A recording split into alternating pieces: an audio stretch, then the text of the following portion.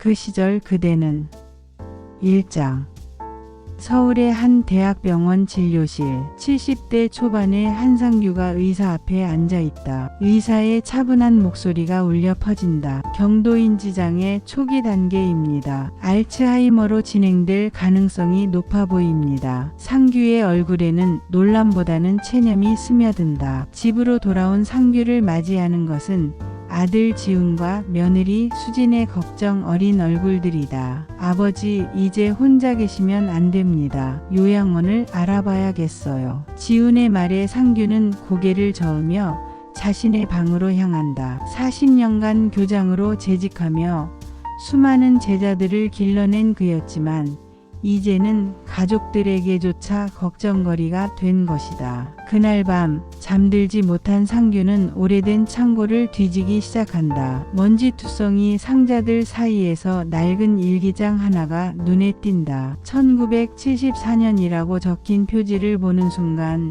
그의 가슴이 뛰기 시작한다. 일기장을 펼치자 거기에는 젊은 시절에 자신이 적어놓은 편지들이 빼곡히 적혀 있다. 모두 정미영이라는 이름으로 시작되는 편지들이었다. 미영아, 오늘도 너에게 편지를 쓴다. 하지만 이 편지를 내게 줄 용기는 없구나. 상규의 떨리는 손이 노란 종이 위를 더듬는다. 50년 전 그 시절 20살의 자신이 사랑했던 여인의 이름이다. 시골 마을의 작은 학교에서 만난 동료 교사 정미영. 그녀를 사랑했지만 고백하지 못했고 어느 날 갑자기 그녀가 사라졌다. 일기장 마지막 페이지에는 보내지 못한 마지막 편지가 적혀 있다. 미영아, 내 마음을 전하지 못한 채 헤어져야 하는구나. 언젠가 다시 만나면 그때는 꼭 말하고 싶다. 나는 너를 사랑했노라고. 상규는 눈물을 훔치며 중얼거린다. 기억이 사라지기 전에 그녀를 다시 만나야겠다. 다음날 아침 상규는 가족들에게 고향에 다녀오겠다고 말한다. 지우는 강하게 반대하지만 상규의 의지는 확고하다. 내가 아직 나인 동안에 해야 할 일이 있다. 그렇게 상규는 50년 만에 고향으로 향하는 기차에 몸을 맡긴다. 창밖으로 스쳐 지나가는 풍경을 보며 그는 먼 옛날 그 시절로 돌아가는 기분을 느낀다. 기차 안에서 상규는 일기장을 다시 펼친다. 그 안에는 젊은 날의 순수한 사랑이 고스란히 담겨 있다. 미영과 함께 걸었던 마을 뒷산, 함께 마셔던 달콤한 사이다. 그녀의 환한 웃음소리, 모든 것이 어제 일처럼 선명하다. 하지만 동시에 그는 알고 있다. 이 기억들이 언젠가는 모두 사라질 것이라는 사실을. 2장 경북의 작은 시골 마을에 도착한 상규. 50년 전과는 완전히 달라진 풍경에 그는 잠시 당황한다. 논밭은 아파트와 상가로 바뀌었고 옛 학교 건물은 찾을 수조차 없다. 하지만 마을 어귀의 느티나무만은 그때 그대로 서 있어 반갑다. 이 양반이 누구고? 마을 정자에서 장기를 두던 할아버지 하나가 상규를 유심히 본다. 혹시 한상규, 그 옛날 초등학교 선생님 아이가? 상규는 고개를 끄덕인다. 맞습니다. 저 한상규입니다. 순간 정자 안이 술렁인다. 김철수, 박순덕, 이만서 모두 어린 시절 상규가 가르쳤던 제자들이었다. 선생님, 정말 선생님이시네요. 이제는 모두 70대가 된 제자들이 상규를 애워싼다. 반가운 재회의 시간이 흐르고 상규는 조심스럽게 물어본다. 혹시 정미영 선생님 소식을 아시는 분 계신가요? 잠시 정적이 흐른 후 김철수가 입을 연다. 미영 선생님 말씀이시죠? 아, 그분 아직 이 마을에 살고 계십니다. 상규의 심장이 크게 뛴다. 50년 만에 듣는 그녀의 소식이다. 지금 뭘 하고 계신지. 요양병원에서 자원봉사를 하고 계셔요. 혼자 사시는데 참 착하신 분이에요. 박순덕이 덧붙인다. 남편은 10년 전에 돌아가셨고 자식들은 모두 서울에 있어서 혼자 지내세요. 그날 밤 작은 여관에서 잠을 청하던 상규는 잠들 수가 없다. 미영이 아직 살아있다는 사실, 그 그것만으로도 기적 같다. 하지만 동시에 두려움도 밀려온다. 50년 만에 만나는 그녀는 자신을 기억할까? 그리고 자신은 그녀를 알아볼 수 있을까? 다음날 아침 상규는 마을을 천천히 걸어본다. 옛 추억이 서려 있는 곳들을 하나씩 찾아다닌다. 학교가 있던 자리에는 이제 마트가 들어서 있다. 미영과 함께 산책했던 개울가는 복개되어 도로가 되었다. 하지만 뒷산으로 오르는 오솔길만은 그대로 남아있어 반갑다. 산길을 오르며 상규는 50년 전을 떠올린다. 25의 젊은 교사였던 자신과 23의 미영. 둘이 함께 이 길을 걸으며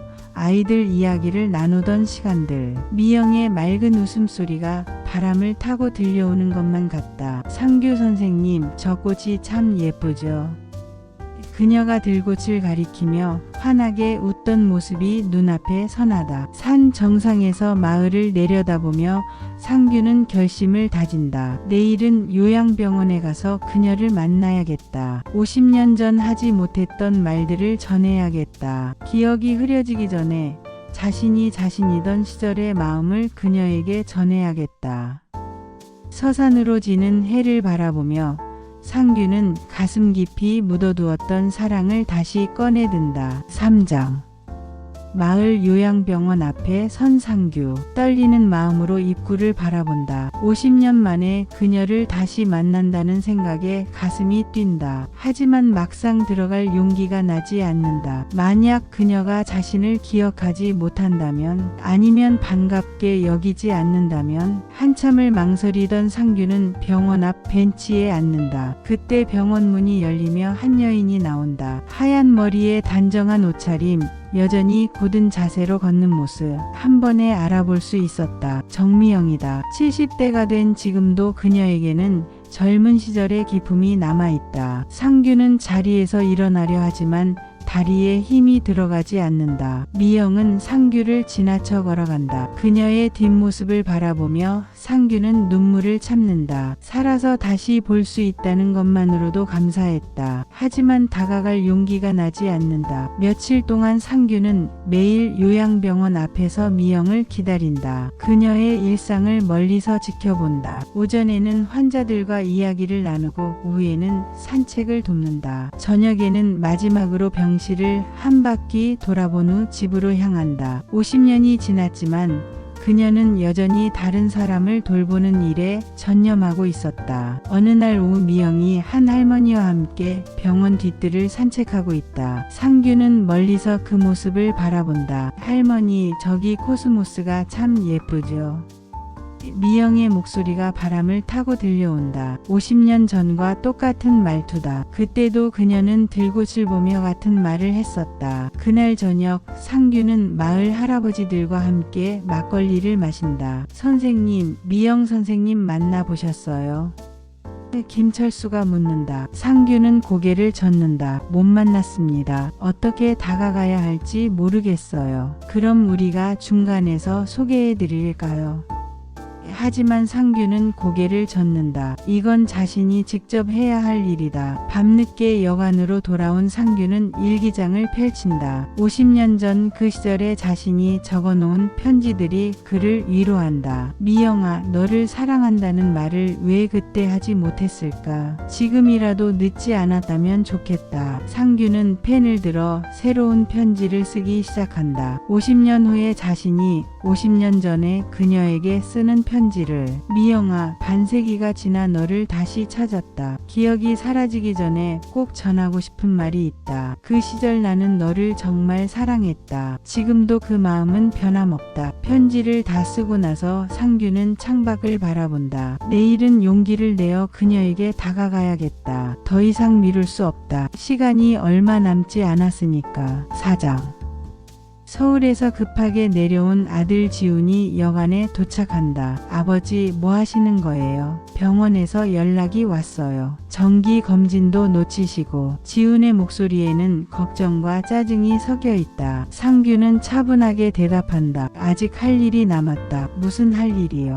아버지 상태가 어떤지 아세요? 부자는 마을 찻집에 앉아 대화를 나눈다. 지훈은 계속해서 서울로 돌아가자고 설득한다. 아버지, 혼자 계시면 위험해요. 길을 잃을 수도 있고 사고라도 나면 어떡해요. 하지만 상규의 의지는 확고하다. 내가 내 자신을 잃기 전에 찾아야 할 사람이 있다. 누구요? 누구를 찾으신다는 거예요? 지훈의 물음에 상규는 잠시 망설인다. 그리고 조용히 말한다. 첫사랑이다. 지훈은 어이없다는 표정을 짓는다. 아버지, 돌아가신 어머니는 어떻게 생각하세요? 어머니가 평생 아버지만 바라보고 살았는데. 상규의 얼굴에 그림자가 드리운다. 10년 전 세상을 떠난 아내 순자를 떠올린다. 착하고 헌신적이었던 그녀. 하지만 그와 순자 사이에는 열정적인 사랑보다는 의무와 책임이 있었다. 어머니에게는 미안하다. 하지만 이건 나만의 문제다. 아버지가 지금 정상적인 판단을 하고 계신 건지 모르겠어요. 지훈의 말에 상규는 감정이 북받친다. 내가 언제부터 너희들에게 짐이 되었나? 내 인생에서 마지막으로 하고 싶은 일 하나 못하게 하는 거냐?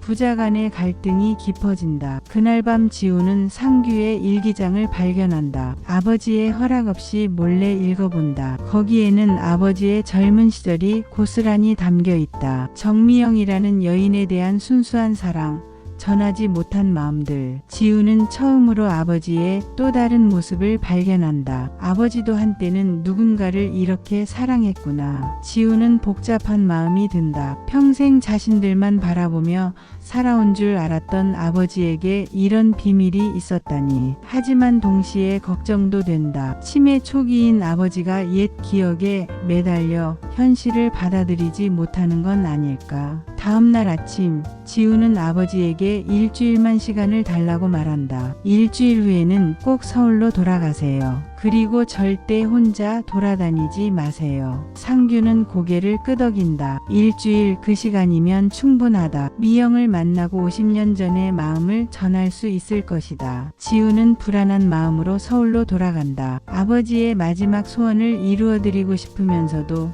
동시에 걱정이 앞선다. 5장. 용기를 낸 상규가 드디어 요양병원 안으로 들어간다. 접수대에서 자원봉사자를 만나러 왔다고 말한다. 간호사가 미영을 불러온다. 선생님, 면회 오신 분이 계세요. 미영이 로비로 나온다. 상규와 미영 50년 만에 재회 순간이다. 미영은 상규를 한참 바라보더니 천천히 입을 연다. 혹시 한상규 선생님이세요? 상규는 놀라며 고개를 끄덕인다. 알아보시는군요. 50년이 지났어도 눈빛은 그대로네요. 미영의 목소리에는 그리움이 담겨 있다. 둘은 병원 뒤뜰 벤치에 앉는다. 어색한 침묵이 흐른 후 미영이 먼저 말을 꺼낸다. 어떻게 저를 찾으셨어요?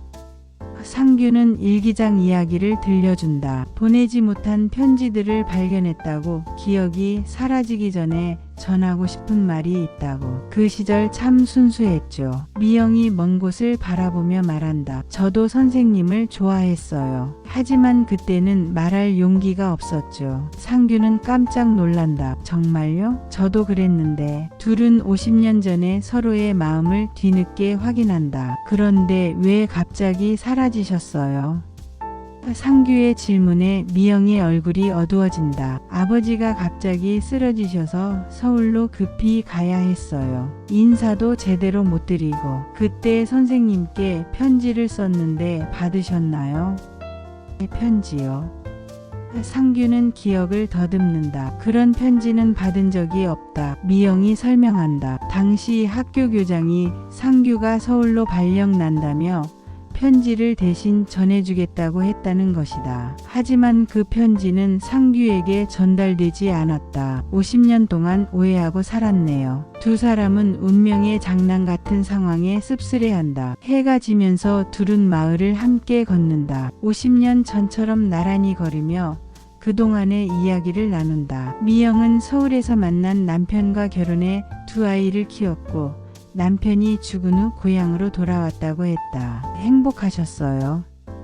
상규의 질문에 미영은 잠시 생각한 후 답한다. 평범한 행복이었어요. 하지만 가끔 그 시절 선생님 생각이 났어요. 그날 밤 둘은 마을 정자에서 별을 본다. 50년 전에도 이런 별을 봤죠. 미영의 말에 상규는 고개를 끄덕인다. 시간은 흘렀지만 별들은 그때와 똑같다. 미영씨 늦었지만 말씀드리고 싶어요. 그때 정말 사랑했습니다. 상규의 고백에 미영은 눈물을 글썽인다. 저도 알고 있었어요. 그리고 저도 그랬어요. 6장.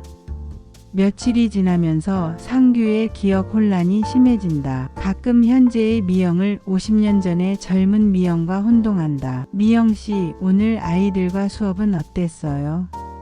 상규가 묻자 미영은 당황한다. 하지만 그녀는 상규를 탓하지 않고 부드럽게 현실로 이끈다. 선생님, 우리는 지금 은퇴했어요. 상규는 자신의 상태를 인식하고 있다. 기억이 뒤섞이고 혼란스럽다는 것을. 하지만 이상하게도 미영과 함께 있을 때는 마음이 평온해진다. 제가 가끔 이상한 말을 하면 정정해 주세요. 상규의 부탁에 미영은 따뜻하게 손을 잡아준다. 미영은 상규와 함께 옛 추억의 장소들을 다시 찾아간다. 학교가 있던 자리, 함께 걸었던 개울가, 처음 만났던 마을 회관. 비록 모든 것이 변했지만 둘의 기억 속에서는 50년 전 그 시절이 되살아난다. 상규는 가끔 과거와 현재를 혼동하지만 미영은 인내심을 갖고 그를 이해한다. 우리 그때 참 젊었죠. 상규가 중얼거린다. 지금도 마음만은 그때와 같아요. 미영이 대답한다. 실제로 그녀는 상규와 함께 있으면서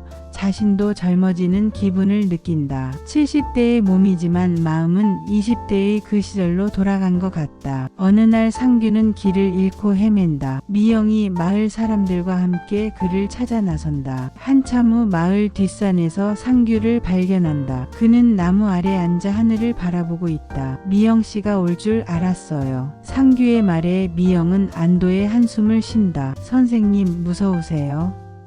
미영이 조심스럽게 묻는다. 상규는 고개를 끄덕인다. 기억이 자꾸 사라져요. 언젠가는 미영씨까지 잊어버릴까 봐 무서워요. 미영은 상규의 손을 꼭 잡는다. 괜찮아요. 선생님이 저를 잊어도 제가 기억할게요. 우리의 그 시절을 제가 간직할게요. 그날 밤 상규는 미영에게 부탁한다. 제가 완전히 저를 잃기 전에 마지막으로 편지 하나를 읽어드리고 싶어요. 미영은 고개를 끄덕인다. 상규는 일기장 마지막 장에 새로 쓴 편지를 꺼낸다. 50년 후에 자신이 50년 전에 사랑에게 쓴 마지막 편지를. 7장. 상규가 미영에게 마지막 편지를 읽어준다. 미영아, 50년이라는 긴 시간이 흘렀지만 너에 대한 내 마음은 변하지 않았다. 아니, 오히려 더 깊어졌다. 이제야 깨달았다. 사랑이란 소유하는 것이 아니라 마음에 간직하는 것이라는 걸. 너를 다시 만날 수 있어서 행복했다. 편지를 들으며 미영의 눈에서 눈물이 흐른다. 그 시절 우리가 순수했던 만큼 지금의 우리도 아름다워요. 미영이 말한다. 50년 동안 각자의 삶을 살았지만 마음 한구석에는 항상 서로가 있었던 것 같아요. 그때 지훈이 마을에 다시 나타난다. 일주일이 지났으니 서울로 돌아가야 한다고 주장한다. 하지만 상규와 미영을 보며 지훈은 놀란다. 아버지의 표정이 평온해 보이는 것이다. 치매 증상이 있지만 미영과 함께 있을 때만큼은 안정되어 보인다. 미영이 지훈에게 말한다. 아드님, 아버님은 지금 인생에서 가장 중요한 일을 하고 계세요. 조금만 더 시간을 주시면 안 될까요? 지훈은 망설인다. 아버지의 병원 치료도 중요하지만 이렇게 평온한 아버지의 모습을 본 적이 없기 때문이다. 상규가 아들에게 말한다. 지훈아, 아버지가 평생 제대로 사랑해 본 적이 없다는 걸 알고 있느냐? 너의 어머니에게는 미안하지만 진짜 사랑이 뭔지 모르고 살았다. 이제라도 그 마음을 확인하고 싶다. 지훈은 아버지의 진심을 이해하기 시작한다. 며칠 더 지난 후 지훈은 아버지와 미영을 지켜보며 깨닫는다. 아버지가 미영과 함께 있을 때 가장 자신다워 보인다는 것을. 비록 기억은 혼란스럽지만 마음만은 50년 전 그 청년의 순수함을 되찾은 것 같다. 지우는 결심한다. 아버지의 마지막 소원을 들어드리기로. 아버지, 조금 더 계셔도 됩니다. 대신 일주일에 한 번은 서울병원에 올라오셔야 해요. 지훈의 말에 상규는 고맙다는 표정을 짓는다. 미영도 지훈에게 감사의 인사를 전한다. 좋은 아드님을 두셨어요. 아니에요. 제가 이제야 아버지를 제대로 이해하게 된 것 같아요. 그날 저녁 세 사람은 함께 마을 식당에서 저녁을 먹는다. 상규는 가끔 과거와 현재를 혼동하지만 지훈과 미영이 자연스럽게 대화를 이어간다. 아버지, 옛날 이야기 더 들려주세요. 지훈의 부탁에 상규는 젊은 시절의 추억들을 하나씩 들려준다. 그때는 정말 순수했어. 손 한 번 잡는 것도 큰 일이었지. 상규의 말에 미영이 웃는다. 맞아요. 그래서 더 설렜던 것 같아요. 지훈은 처음으로 아버지의 젊은 시절을 상상해본다. 자신이 알던 엄격한 교장 선생님이 아닌 사랑에 빠진 청년의 모습을. 밤이 깊어가며 상규는 미영과 지훈에게 고백한다. 내가 언젠가는 너희들을 모두 잊을 거야. 하지만 지금 이 순간만큼은 정말 행복하다. 미영 씨를 다시 만날 수 있어서 지훈이가 이해해줘서. 미영과 지훈은 조용히 상규의 손을 잡아준다. 8장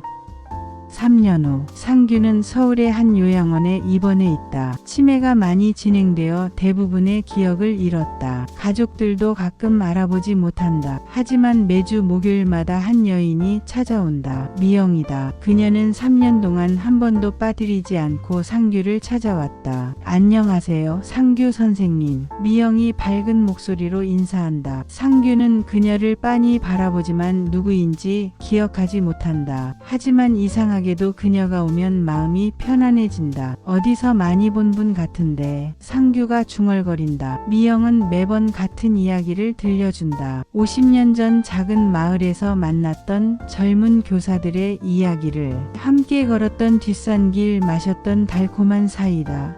바라보았던 별들. 상규는 기억하지 못하지만 그 이야기를 들으며 미소를 짓는다. 그 선생님은 참 좋은 분이셨나 봐요. 상규가 말한다. 네, 정말 좋은 분이셨어요. 지금도 여전히 좋은 분이에요. 미영이 대답한다. 그녀는 상규의 손을 잡고 옛날 노래를 불러준다. 고향의 봄을 함께 불렀던 그 시절처럼. 지훈이 가끔 병실에 온다. 아버지는 자신도 기억하지 못하지만 미영만은 반갑게 맞이한다. 미영 선생님, 고맙습니다. 아버지가 선생님 올 때만큼은 평온해 보여요. 지훈의 말에 미영은 고개를 젓는다. 제가 더 고마워요. 이렇게라도 선생님과 함께 할 수 있어서. 어느 가을날 미영은 상규에게 코스모스 한 송이를 가져다 준다. 예쁜 꽃이네요. 상규가 꽃을 바라보며 말한다. 선생님도 예전에 이런 꽃을 좋아하셨어요.